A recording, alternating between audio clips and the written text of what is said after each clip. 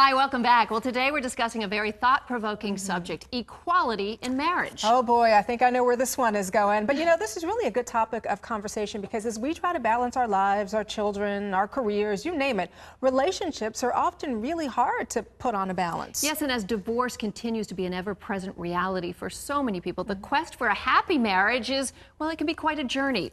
With us today to discuss this topic is Tim Kellis, author of Equality, The Quest for a Happy Marriage. Hi, Tim. Tim, thank you Hello, for being ladies. with us. Thank you very much for having me. You have found the secret. I believe I've solved the marriage problem. Yeah. Okay, All please. in one fell swoop. Clue us in, Right Tim. in us. Well, the bottom line is, and the way I address it in the book, is you have to understand how the mind works. And believe it or not, I think this is the only relationship book that's ever addressed marriages from the mental perspective. You have to do that because you got to understand your problems. What I basically do is I take the reader on a journey through his mind or her mind, and I also take him on a journey through his partner's mind because you have to understand the partner's perspective. And conflict resolution is where we're going. So what are your core key points, Tim?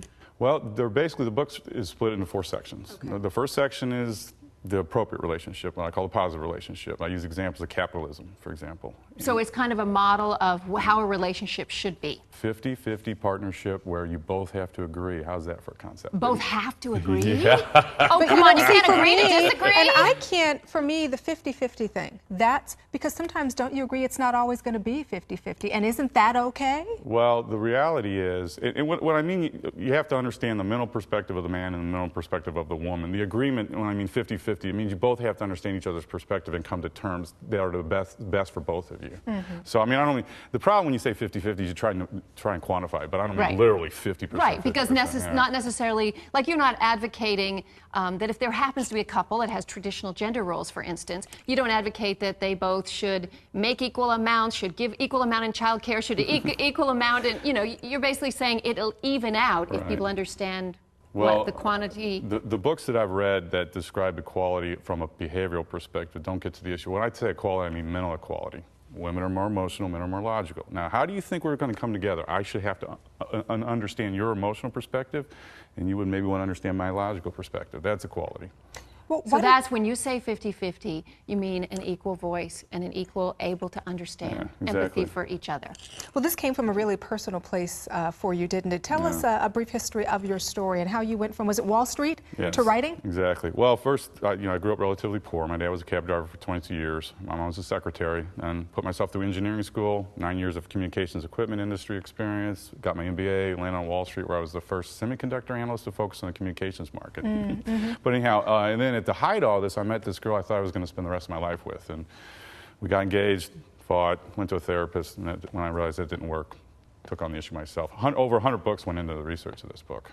When you were fighting, were you reading books trying to resolve the issues and realizing there was nothing out there, and so you wrote your own, or what was that? How did Afterwards. This was my cathartic experience with that relationship falling apart. So. My favorite quote is that Richard Bach quote, "We teach best what we most need to learn." Well, your process. innovation comes from inspiration too. Right. I mean, and so yeah, it was a personal journey. So it's difficult for us to tell our viewers exactly. It's a good read. It's a deep, long read, and it's not going to be a quick, 7 steps to a perfect marriage because you don't give behavioral See, advice. he laughs when you say that because he thinks that's so funny, and not in a good way. Right. Yeah, So you don't give behavioral advice, but you do give a few suggestions for how people can become more psychologically aware of their behaviors, perhaps. Well, the point is you have to find out what causes behavior. This whole notion of the psychology industry of giving behavioral advice, character traits cause behavior, to really boil it down. And character traits are basically our system of beliefs that are in the unconscious. And you have to understand those character traits in order to be able to figure out the appropriate behavior subsequent to that. So, and the bottom line is, and this is unfortunately because of the Freud biology theory, the industry hasn't yet understood the notion that there are sources of our mental trouble. Right. Insecurities. You know, a lot of us, want to be able to digest things quickly and easily, Tim. We want to be able to, okay, this is what we need to do and move on. Right. This book is very, very detailed.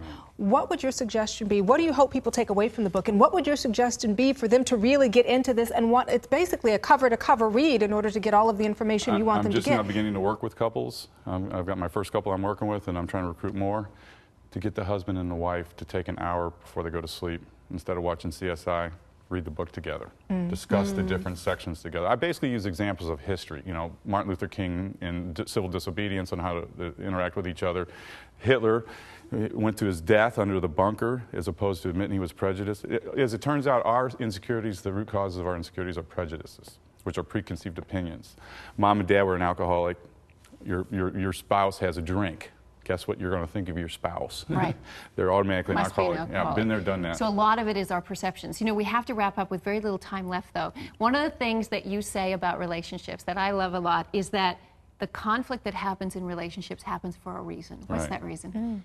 Our insecurities. You have to, and the bottom line here is. But our insecurities to help change our insecurities? Well, that's the point. Yeah. When you argue, you are actually revealing your insecurities. Yeah. You know, I mean, that's sort of the point. There's a reason why you get angry. You don't get angry just because. To help us grow, isn't it? Conflict Exactly. helps us grow. Well, if you're approaching the marriage positively, you get to grow together. How's that for a concept? That's very positive. Yeah, no, and that's very true. Tim, thank you very much No again. The problem. book is Equality, The Quest for a Happy Marriage, which it says happily married now with a 3-year-old son. Congratulations. Thank you very much.